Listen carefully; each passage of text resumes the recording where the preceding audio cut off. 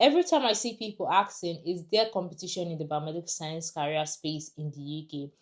Honestly, I take a pause because I do think that is a wrong question to ask. Because tell me what good profession has zero competition. Every single profession has competition. Very healthy competition, unhealthy competition, intense competition. There's always a form of competition in every profession that you see. So if you're looking into biomedical science in the UK and you're scared that the market is oversaturated, please watch this video to the end. I hope that at the end of this video you have received enough information that will help you change your mind. So now, competition is not the problem, but being unprepared for the competition is the main problem. So let's tackle this. Hi there, my name is Alice. I'm a biomedical scientist here in the UK and I like to share things I'm learning along my career journey. Now let's go to the main video for today. When people talk about competition in biomedical science or when they ask questions about this is not me saying it's not a valid question. Yes, I accept the validity of the question, but I always wonder, what do you want to do with the response? So if I tell you yes, what are you going to do? And if I tell you no, what are you going to do? A lot of people ask this question because either they are relocating from a different country to another country, or maybe they're just finishing their uni and they're about to switch from student life to career life. So there's that anxiety of, oh, what to expect. Oh, there are also people who require sponsorship of some sort. There are people who really fear unemployment. They do not just want to be stuck, just constantly being in the cycle of applying for jobs. So yes, I accept that it's actually a very valid question to ask. My core opinion is that while every worthwhile profession has competition, your focus should be, how can I increase my employability? How can I stand out with my applications? How can I stand out in my career? How can I stand out with my job application, with my job search, with whatever I'm doing? The problem should not be that there is competition. The problem or the focus should be, how can I stand out even in the competition? How can I be better prepared for the competition?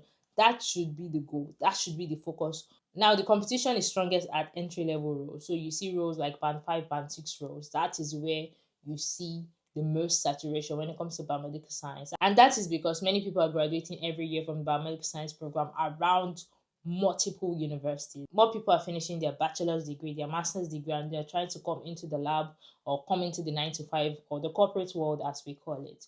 It's only normal that there's competition at the entry level roles.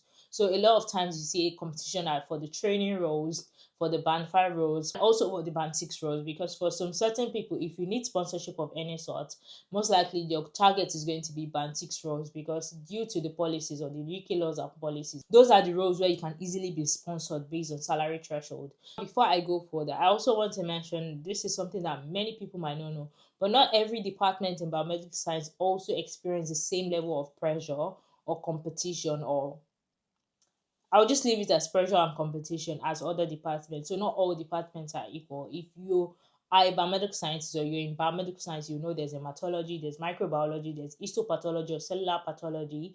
There's immunology. There are different departments, and not all departments, the pressure, competition, vacancy slots are not equal across all departments. Some departments have it better than others. So it is also important for you to look into departments and say, oh, what department am I trying to go into?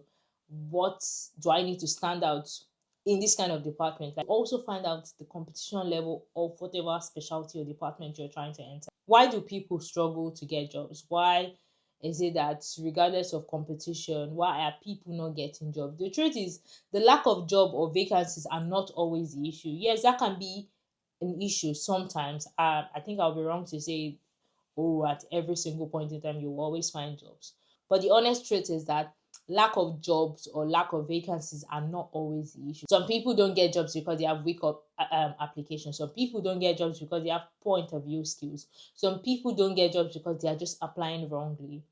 Some people don't get jobs because they do not have lab experience. So yes, a lot of people are competing for this space. A lot of people are competing for these job openings.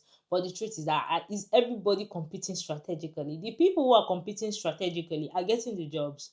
Some other key points I want us to remember is that experience matters, timing matters, and also you should always say this. I think I've said this a couple of times, but internal candidates also exist. So for every job you're saying, there are people who are actually in that job role, or who are actually in those job roles, or in the department, and they also know something about those things, which means you have to be double strategic. Like, you have to have a plan. It's not just about applying randomly. There are people who are within that system you're trying to get into, and they're also trying to get those roles. So you have to there it already seems as if they have an edge over you. So which means you cannot just afford to just be applying anywhere and just doing vibes on vibes when you're applying. You need to be strategic. So now this begs to answer the question, what can I do to stand out regardless of the competition? I think the best thing you can do first and foremost, pray pray.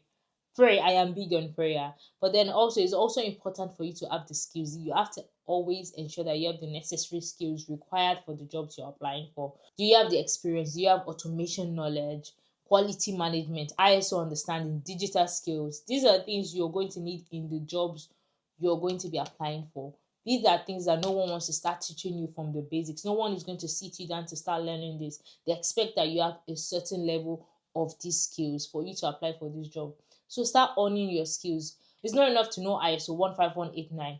What is the essence of ISO 15189 in a laboratory? How does it apply to different departments? So the goal is not to avoid competition. The goal is actually to become more difficult to ignore. That when you do an interview, everyone knows that you're actually obviously good for the job. What soft skills do you have? Communication skills, interview confidence. Departments actively need staffs. People always move, people always change. Almost there is hardly any trust you will see that will actually not recruit. That is why they have a recruitment team, because there is a constant need to always recruit staff. Applying for jobs may take strategy, patience, and persistence, but it is not impossible. I need to drive that home. It is not mission impossible. So yes, biomedical science has competition, especially at the lower levels and middle levels. But competition alone should not discourage you from pursuing your field. It should be a fuel of, okay, yes, I know that there is competition in this field. How can I figure it out? How can I stand out? Subscribe if you want more honest conversation about biomedical science here in the UK. My name is Alice. I'm a biomedical scientist and I always talk biomedical science. See you in my next video.